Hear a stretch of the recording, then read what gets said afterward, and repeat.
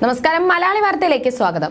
മുല്ലപ്പെരിയാർ അണക്കെട്ടിന്റെ റിസർവോയറായ തേക്കടി ആനവച്ചാൽ മേഖലയിലെ parking ground സ്ഥലം സുപ്രീം കോടതി ഉത്തരവിന്റെ അടിസ്ഥാനത്തിൽ കേന്ദ്ര ഭൂസർവേ ഭാഗം അളന്നു. സുപ്രീം കോടതി വിധിക്ക് ശേഷവും മുല്ലപ്പെരിയാർ അണക്കെട്ടിലെ ജലനിരപ്പ് 142 അടിയായി ഉയർത്തുന്നതിൽ കേരള സർക്കാർ പലവിധ തടസ്സങ്ങൾ സൃഷ്ടിക്കുകയാണെന്നാണ് തമിഴ്നാടിന്റെ വാദം.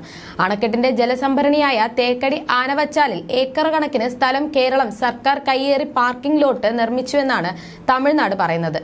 ഇതിനെതിരെ സുപ്രീം കോടതിയിൽ കേസ് ഫയൽ ചെയ്തിരിക്കുകയാണ്. തുടർന്ന് തേക്കടിയിലെ ആനവച്ചാൽ പാർക്കിംഗ് സ്ഥലം മുല്ലപ്പെരിയാർ അണക്കെട്ടിന്റെ വൃഷ്ടി പ്രദേശത്താണോ എന്ന് അളന്ന് റിപ്പോർട്ട് സമർപ്പിക്കാൻ കേന്ദ്ര ഭൂസർവേ വകുപ്പ് ഉത്തരവിട്ടു. ഇതനുസരിച്ച് കേന്ദ്ര ഭൂസർവേ വകുപ്പ് അസിസ്റ്റന്റ് ഡയറക്ടർ രാജശേഖരന്റെ നേതൃത്വത്തിലുള്ള 20 അംഗ സംഘം 14-ന് മുല്ലപ്പെരിയാർ അണക്കെട്ട് പരിസരത്തെത്തി അളവെടുപ്പ് നടത്തി. ജീർണിച്ച മുല്ലപ്പെരിയാർ ഡാമിന്റെ സുരക്ഷയും പുതിയ ഡാം നിർമ്മാണം എന്നിവ പഠിക്കാൻ അടിയന്തരമായി നിഷ്പക്ഷ സമിതിയെ നിയോഗിക്കണം എന്നും ആവശ്യപ്പെട്ട് കേരളം സുപ്രീം കോടതിയിലേക്ക് പോകാൻ തയ്യാറെടുക്കുന്നതിനിടെയാണ് തമിഴ്നാടിന്റെ നീക്കം. തമിഴ്നാടിന് ജലലഭ്യത ഉറപ്പാക്കുകയും കേരളത്തിന്റെ സുരക്ഷാ ആശങ്ക പരിഹരിക്കുകയും ചെയ്യുന്നതിന് പുതിയ ഡാം മാത്രമാണ് പരിഹാരമെന്ന വാദം കോടതിയിൽ ആവർത്തിക്കും. പുതിയ ഡാമിന്റെ ചെലവ് വഹിക്കാനും പഠന സമിതി നിർദ്ദേശിച്ചാൽ താൽക്കാലികമായ പഴയ ഡാം ബലപ്പെടുത്താനും കേരളം തയ്യാറെന്ന് വ്യക്തമാക്കിയിട്ടുണ്ട്. മുല്ലപ്പെരിയാറിന് കുറുകെ പുതിയ അണക്കെട്ട് നിർമ്മിക്കണമെന്ന കേരളത്തിന്റെ ആവശ്യം തമിഴ്നാടിനെ ചൊടിപ്പിച്ചിട്ടുണ്ട്. കേവലം 50 വർഷത്തെ ആയുസ് മാത്രം പ്രതീക്ഷിച്ച് നിർമ്മിച്ച ഡാം 128 വർഷങ്ങൾ പിന്നിട്ട് കേരളത്തെ ഒന്നാകെ ഇല്ലാതാക്കാൻ തക്ക പ്രഹരശേഷിയുള്ള ജലബോംബായി നിൽക്കുന്നു. തമിഴ്നാടിന്റെ വരൾച്ച ഇല്ലാതാക്കാൻ വേണ്ടിയാണ് ഈ ഡാം നിർമ്മിച്ചത്. മുല്ലയാറും പെരിയാറും സംഗമിച്ച് ഒറ്റ നദിയായി തീരുന്നു. ഈ നദിയിൽ ഡാം കെട്ടി വൈഗ നദിയിലേക്ക് ഒഴുക്കിവിടാൻ ആയിരുന്നു പ്ലാൻ.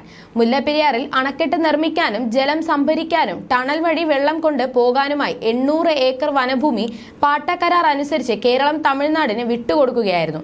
അക്കാലത്ത് ഇന്ത്യയിൽ സിമന്റ് ഫാക്ടറികളോ സിമന്റിന്റെ ഉപയോഗമോ ഇല്ലായിരുന്നു. മണലും കുമ്മായവും ചേർത്ത് സുർക്കി എന്ന മിശ്രിതമാണ് ഡാം നിർമ്മാണത്തിന് ഉപയോഗിച്ചത്. കരിങ്കല്ലും സുർക്കി മിശ്രിതവും മാത്രം ഉപയോഗിച്ച് നിർമ്മിച്ച ഏറ്റവും വലിയ ഡാമാണ് മുല്ലപ്പെരിയാർ. മുല്ലപ്പെരിയാർ ഡാമിന് 3 ഭാഗങ്ങളുണ്ട്. പ്രധാന ഡാമിന് 1200 അടി നീളമുണ്ട്. ഇരുവശങ്ങളിലായി സ്പിൽവേയും ബേബി ഡാമും ഉണ്ട്. 2018-ലെ പ്രളയത്തിൽ ഡാം നിറയുകയും 13 സ്പിൽവേകൾ തുറക്കുകയും ചെയ്തു. 144 അടിയായി ഡാമിലെ ജലനിരപ്പ് നിജപ്പെടുത്തുകയായിരുന്നു. സുപ്രീം കോടതി വരെ നീണ്ട തമിഴ്നാടിന്റെയും കേരളത്തിന്റെയും തർക്കത്തിന് ഒടുവിൽ ജലനിരപ്പ് ഉയർത്താൻ സുപ്രീം കോടതി അനുവാദം നൽകി. അതിനുശേഷമാണ് കാട്ടുകല്ലുകളും മറ്റും ഉപയോഗിച്ച് ബേബി ഡാം നിർമ്മിച്ചത്. അതിനോട് ചേർന്ന് മൺകൂന കൊണ്ട് കെട്ടി ഉയർത്തിയ എർത്ത് ഡാമുണ്ട്. കാലപ്പഴക്കം കൊണ്ട് സുർക്കി മിശ്രിതം ഒലിച്ചു പോകുകയും ഡാമിന് വൻ ഭീഷണി ഉണ്ടാവുകയും ചെയ്തു. കൂടാതെ പരിസ്ഥിതി ലോല പ്രദേശമായ മുല്ലപ്പെരിയാർ മേഖല ഭൂകമ്പ ബാധിത മേഖല കൂടിയാണ്.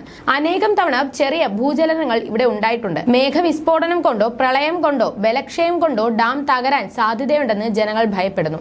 ഡാം പൊട്ടിയാൽ അതിന്റെ ആഘാതം താങ്ങാൻ കേരളത്തിന് കഴിയില്ല. കുത്തിയൊലിച്ചു വരുന്ന വെള്ളവും വൃക്ഷങ്ങളും തകരുന്ന കെട്ടിട അവശിഷ്ടങ്ങളും ഇടുക്കി ഡാമിലെത്താൻ 45 മിനിറ്റ് മതിയാകും. ജലപ്രവാഹത്തിൽ എല്ലാം നശിക്കും. ഇടുക്കി ഡാമിലെത്തുന്ന ഈ ജലവും മറ്റും ഡാമിനെ ഉൾക്കൊള്ളാൻ കഴിയുന്നതിന് അപ്പുറമാണ്. ഇടുക്കി ഡാം കൂടി തകർന്നാൽ കേരളത്തിലെ 6 ജില്ലകൾ ചെളിക്കുണ്ടായി മാറും. 3 നില കെട്ടിടത്തിന്റെ അത്ര പൊക്കത്തിൽ ചെളി നിറയും.